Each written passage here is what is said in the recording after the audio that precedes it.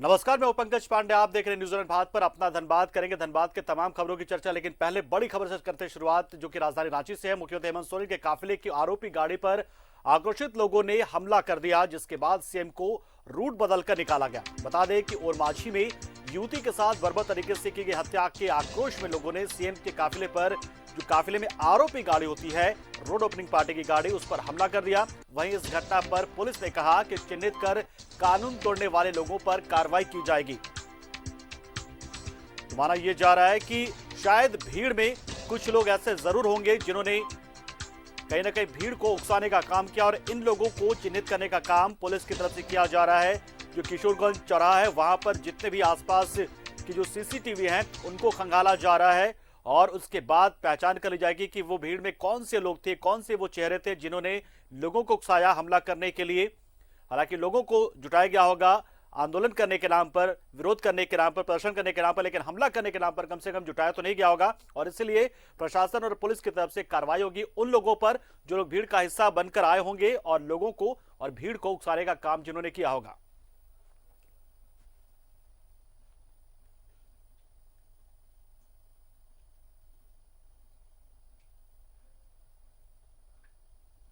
बता दें आपको कि इस घटना के बाद जो ट्रैफिक पुलिस और पुलिस के जवानों ने जब भीड़ को नियंत्रित करने की कोशिश की, तो जो भीड़ में लोग थे वो वहां से छट गए। लेकिन इसी दौरान धक्का मुक्की में और बीच बचाव के दौरान एक ट्रैफिक इंस्पेक्टर बुरी तरह से घायल हो गए और उन्हें मेडिकल अस्पताल पहुंचाया गया। राजधानी रांची के किशोरगंज चौक की यह घटना है। रोजाना की तरह मुख्यमंत्री अपने दफ्तर झारखंड मंत्रालय से आवास के लिए आ रहे थे, और इसी दौरान उनके आरोपी यानी कि रोड ओपनिंग पार्टी जो गाड़ी होती है, जो काफिले के बहुत आगे चल रही होती है, उस पर हमला कर दिया।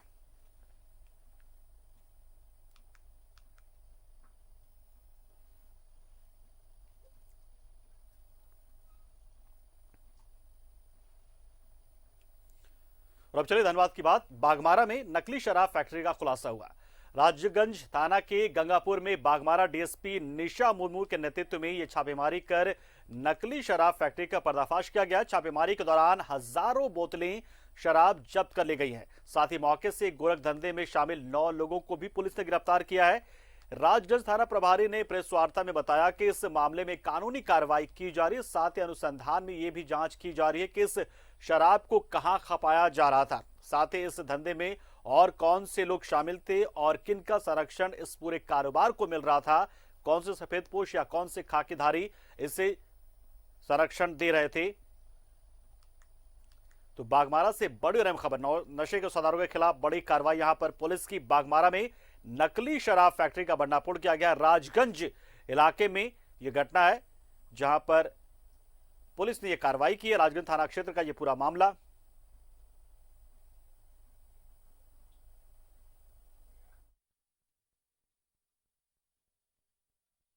इंपेरियल ब्लू का करीब 20 कार्टून है 375 ml का। स्टर्लिंग रिजर्व का 47 कार्टून है 375 ml का। मैकडोवेल्स का 26 कार्टून है। प्रति कार्टून 24 पीस रहता है उसमें। ये अनुसंधान का विषय है। अनुसंधान के क्रम में अगर आएगा और जो भी लोग इसमें शामिल होंगे उनको हम लोग गिरफ्तार करेंगे। यह कहीं ना कहीं झारखंड सरकार को बहुत बड़ा राजस्व का नुकसान हो रहा था, क्योंकि ये लोग झारखंड उत्पाद का भी लोगो लगा करके नकली शराब को असली शराब बना करके विभिन्न जगह बेच रहे थे, और मेड इन हरियाणा का भी लोगो लगा करके नकली शराब बेच रहे थे।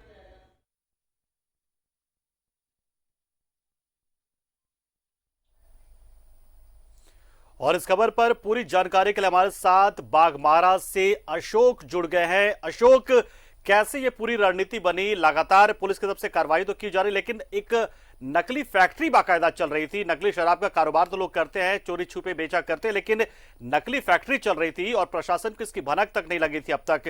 कैसे पूरी जानकारी हुई अब जाकर? आपको कि एक मामला आया था लगभग 15 से 20 दिन पहले, जिस समय जीटी रोड पर छापेमारी की गई थी राजगंज थाना द्वारा ही, जिसमें एक पिकअप वैन में नकली शराब अवैध रूप से ले जाया जा रहा था बिहार।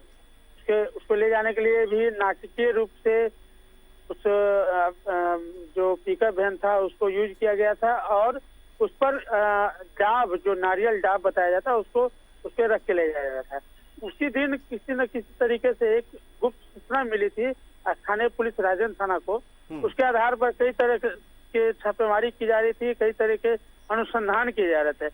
उस अनुसंधान का यह परिणाम मिला कि आज वो एक बड़ा सफलता कहा जाए तो बाघमारा अनुमंडल पुलिस को मिला है और मिनी नकली शराब फैक्ट्री का उद्भेदन हुआ है। इस दौरान 9 लोग गिरफ्तार भी हुए हैं और भारी मात्रा में कहें तो एक नशे का सौदागर पर एक बड़ा चोट है, क्योंकि ये जो जितने भी जो शराब जो पकड़ाए हैं ये सब पूरी तरह से नकली हैं।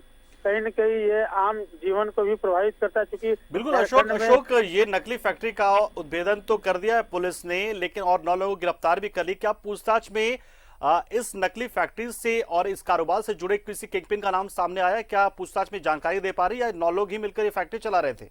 जी, जिस 9 लोगों का गिरफ्तारी हुआ है, कुल मिला के ये कहा जा सकता है कि ये 9 लोग सिर्फ एज ए वर्कर काम कर रहे थे। लेकिन यह भी ध्यान दिया जा रहा है क्योंकि गंगापुर जो इलाका है वो पूरी तरह से नक्सल प्रभावित इलाका है।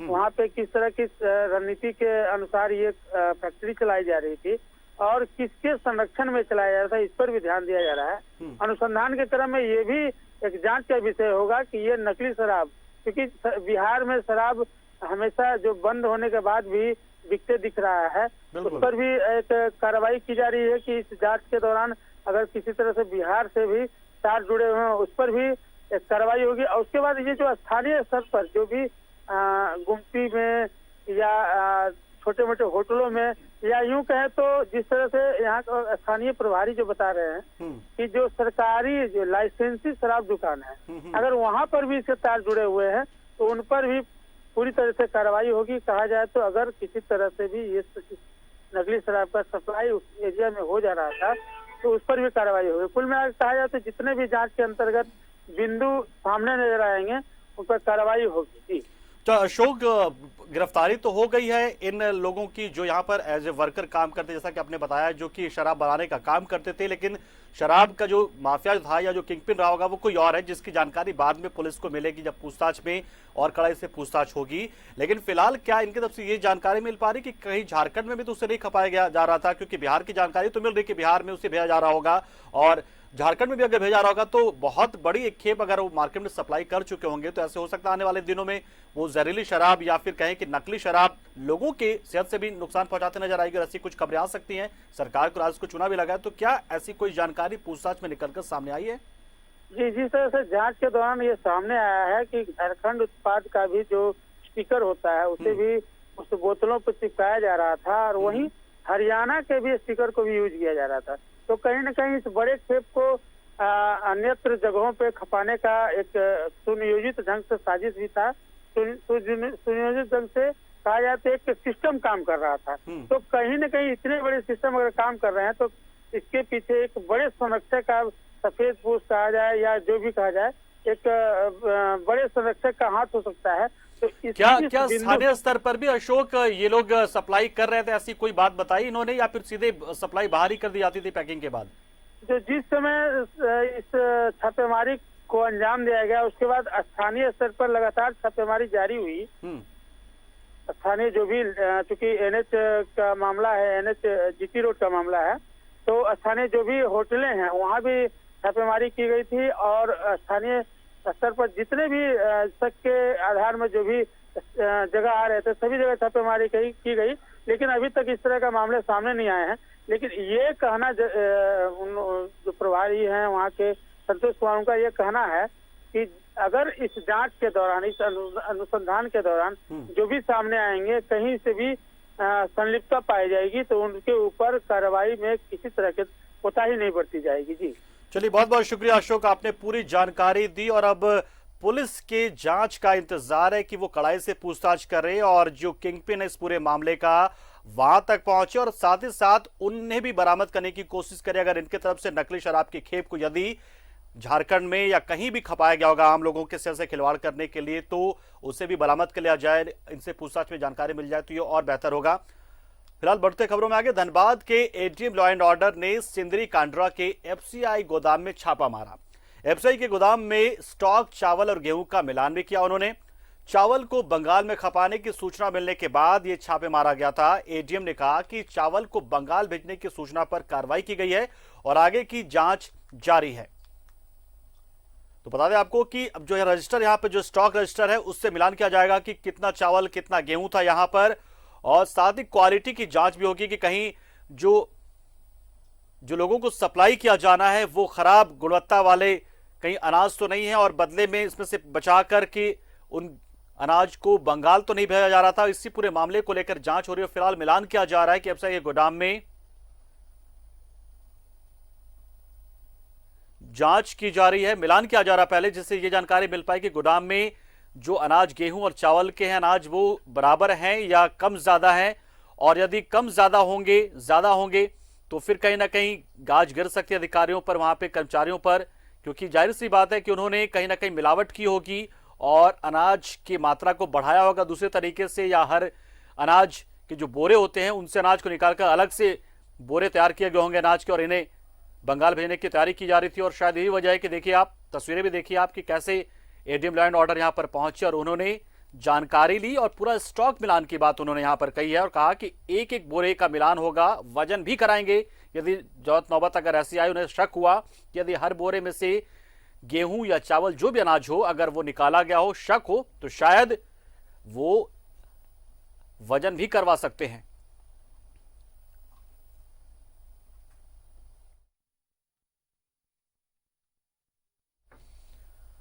और झारखंड राज्य ऊर्जा विकास निगम के जनसंपर्क अधिकारी एमपी यादव ने कहा है कि इस सप्ताह डीवीसी को 100 करोड़ रुपए का भुगतान किया जाएगा। उन्होंने यह भी कहा कि डीवीसी को अब नियमित रूप से भुगतान किया जा रहा है, बावजूद इसके बिजली कटौती करना दुर्भाग्यपूर्ण है।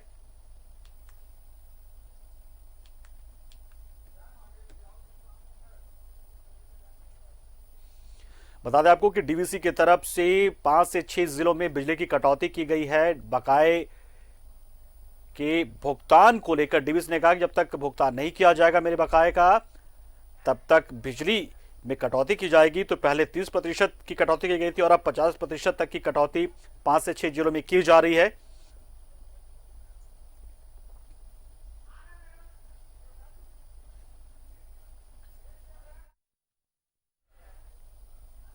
और डीवीसी की तरफ से 50% बिजली कटौती को लेकर जारी फरमान ने एक तरफ जहां सूबे की जनता का सिरदर्द बढ़ाने का काम किया है, वहीं दूसरी ओर कोयलांचल के बाघमारा में इसी घोषणा से सियासी पारा भी चढ़ता दिख रहा है। एक रिपोर्ट आपको दिखा दें कि आखिर डीवीसी के इस कारस्तानी की वजह से कैसे हालात पल पल बदल रहे हैं झारखंड में कोयलांचल में।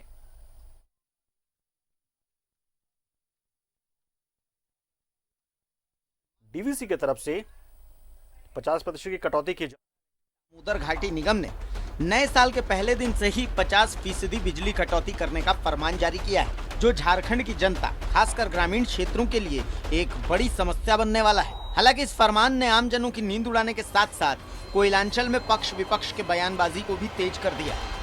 नहीं होगा तब तक राज्य सरकार कैसे करेगा। देखिए आप, राज्य सरकार जब हेमंत सोरेन जी का सरकार बना तो इन्होंने 200 करोड़ डीवीसी को पेमेंट की दी है।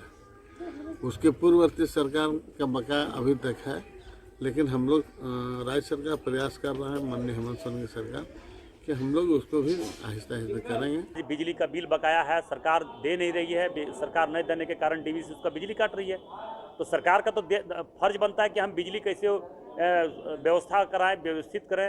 यहाँ के लोगों को बिजली, भाजपा सरकार में 24 घंटा में 22 घंटा 23 घंटा बिजली रहती थी, आज वही उल्टा, उसका उल्टा हो चुका है। 10 घंटा 12 घंटा बिजली रही है। कि ये राज्य सरकार का ये देनदार होता है। राज्य पक्ष विपक्ष का ये आरोप प्रत्यारोप आने वाले दिनों में जनता को क्या दिन दिखाएगा, ये तो भविष्य बताएगा।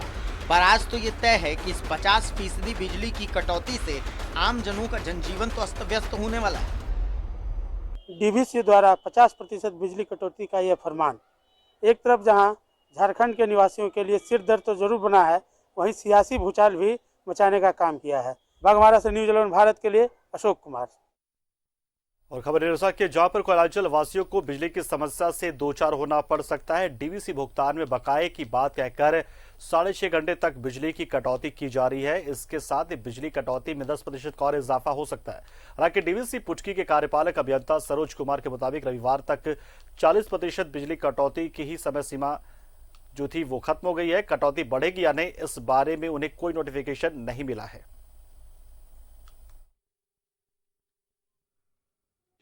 उद्योग में बहुत ज़्यादा डिस्टर्ब हो रही है। उसके बिजली इतना कट रहा है कि हम लोग को बहुत ज़्यादा इसके लिए परेशानी झेलना पड़ रहा है, जबकि हम लोग टाइमली बिजली बिल पे कर रहे हैं। उसके बाद भी कोई सुनवाई नहीं है। ऑफिस जाइए, एसडीओ साहब के पास जाइए, कोई उसके विषय में कुछ सुनने के लिए तैयार नहीं। आम आदमी का बिजली बिल क्लियर है, सारा आदमी का बिजली बिल बकाया जो भी है सब आदमी समय पे भुगतान कर रहे हैं। और ठीक है, जो नहीं कर रहे हैं उनका किसी तरह अलग व्यवस्था करके उनको नुकसान किसी तरह से पहुंचाया जाए। बिजली विभाग को भी दोनों तरफ से देखना।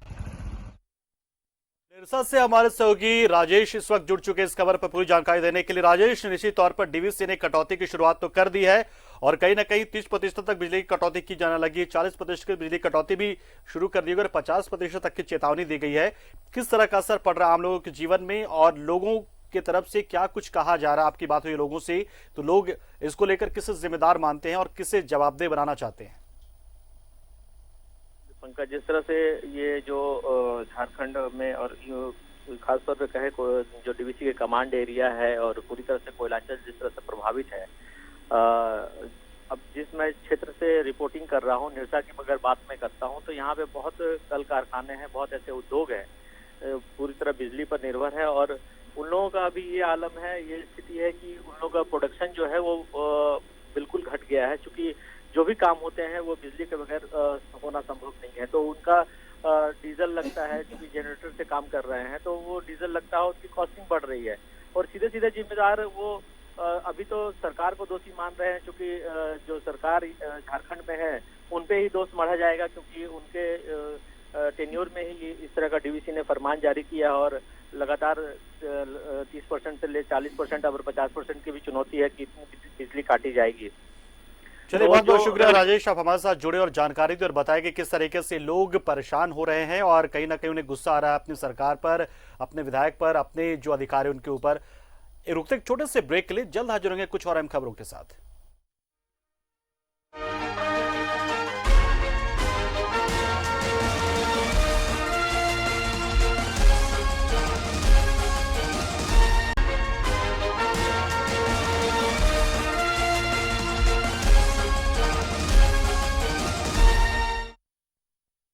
ब्रेक के बाद आपका एक बार फिर स्वागत। आप देखें न्यूज़ 11 भारत पर अपना धन्यवाद। निरसा से खबर है, जहां पर एसीएल के मुगमा क्षेत्र की गोपीनाथपुर कोलियरी के ओसीपी माइंस में ग्रामीणों के विरोध के कारण कोयले की ट्रांसपोर्टिंग कार्य बाधित रही। एक सप्ताह बीतने के बाद भी प्रबंधन की ओर से किसी तरह की कोई वार्ता नहीं होने के कारण माइंस में कोयला ट्रांसपोर्टिंग अभी तक बाधित है। हालांकि माइंस में मिट्टी कटाई का काम मशीनों की तरफ से जरूर जारी था, मगर ग्रामीणों ने ओपन कास्ट माइंस में मिट्टी की खुदाई में लगी मशीनों को भी बंद करवा दिया, जिससे माइंस का काम पूरी तरह से ठप हो गया।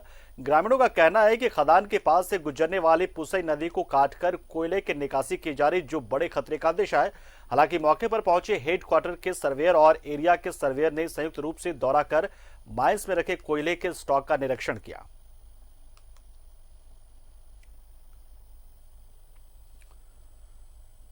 और धनबाद के पुटके स्थित बलिहारी बस्ती में एक घर में आग लग गई। ये आग फ्रिज में शॉर्ट सर्किट की वजह से लगी, जिसमें नकदी समेत लाखों की संपत्ति जलकर खाक हो गई।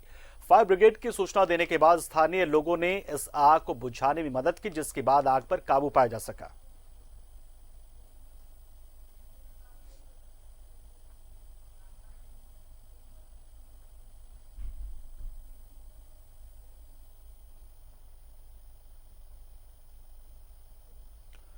इधर टुंडी विधायक मथुरा प्रसाद महतो ने शिबू आश्रम पोखरिया में निजी मद से 100 से अधिक लोगों को ठंड से बचने के लिए कंबल का वितरण किया। इस दौरान प्रखंड अध्यक्ष फूलचंद किस्कू, मुखिया सरवन टुडू समेत कई लोग मौजूद रहे।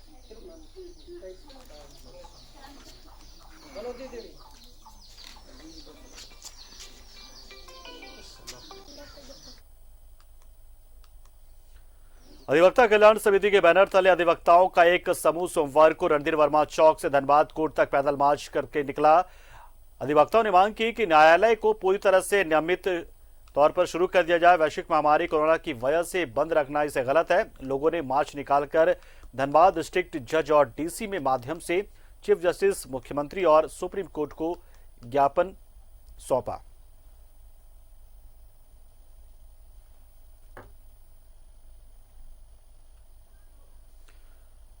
गैंगस्टर सुजीत सिन्हा और अमन साव गैंग का गुर्गा मयंक सिंह ने धनबाद के एक विधायक को जान से मारने की धमकी दी है। उसने आउटसोर्सिंग कंपनियों के संचालक और ट्रांसपोर्टरों से भी रंगदारी मांगी है। 2 मिनट 49 सेकेंड के वीडियो में खुद को मयंक बताने वाले शख्स ने हाथों में आधुनिक हथियार भी रखा है। एक रिपोर्ट आपको दिखाते हैं कि आखिर कैसे वीडियो के जरिए धड़ल्ले से यहां पर अब लेवी और रंगदारी के लिए चेतावनी दी जाने लगी है। गैंग से मयंक सिंह बोल रहा हूं। इस वीडियो के माध्यम से धनबाद से सभी कोयला व्यापारी, आउटसोर्सिंग कंपनियां, ट्रांसपोर्टिंग कंपनी,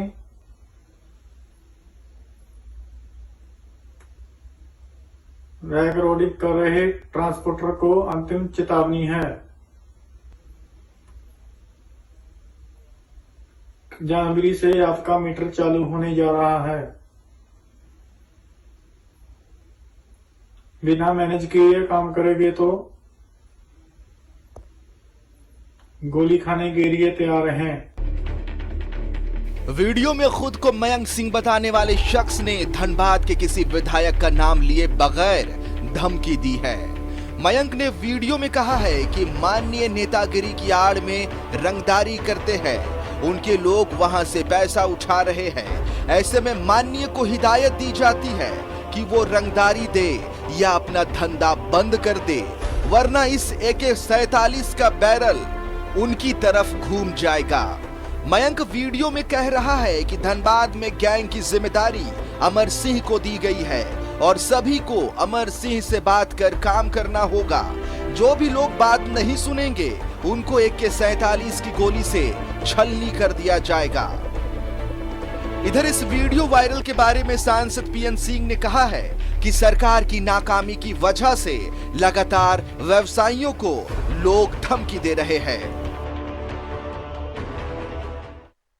व्यवस्था चौपट हुई है जब से यहाँ JMM कांग्रेस RJD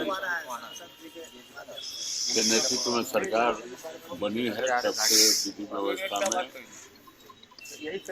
यह व्यापारियों को धमकी देना, चोरी डकैती, 8-8 घर 7-7 घर में एक ही दुकान में चोरी हो गया, कल खटिया में, ऐसे अनेकों मामला, कहीं अपहरण, कहीं हत्या। जमशेदपुर के घागीडीह जेल में बंद सुजीत सिन्हा और रांची जेल में बंद अमन साव के संयुक्त गिरोह की गतिविधियों में इजाफा हुआ है। गिरोह की ओर से कोयला क्षेत्र को रंगदारी वसूली के लिए सक्रिय किया गया है। हाल में चतरा की मगध, आम्रपाली, पिपरवार और बालूमाथ में भी गिरोह ने ट्रांसपोर्टिंग बंद करने की चेतावनी दी थी। लातेहार में गिरोह ने कंपनी साइट पर आगजनी और फायरिंग की वारदात को अंजाम दिया था। वहीं वीडियो वायरल होने के बाद धनबाद पुलिस ने संज्ञान लिया है। कोयलांचल में रंगदारी कोई नई बात नहीं है। पुलिस को चाहिए कि जल्द से जल्द इस मामले में कार्रवाई करे। 20-25 दिनों से, करीब 1 महीने से चल रहा है, जिसमें बहुत सारे व्यवसायियों से रंगदारी की मांग की बात सामने आई है। बहुत सारे मामले ऐसे हैं जिसमें हम लोगों ने कांड दर्ज किया है। कुछ एक नाम भी सामने आए हैं जो पहले से जेल में है बंद, वैसे अपराधियों का भी नाम आया है और उनके विरुद्ध हम लोग साक्ष्य एकत्र कर रहे हैं। उनके जो बहुत सारे जो सहयोगी हैं उनके बारे में हम लोगों ने काम किया है। धनबाद से न्यूज़ 11 भारत के लिए कुंदन सिंह की रिपोर्ट।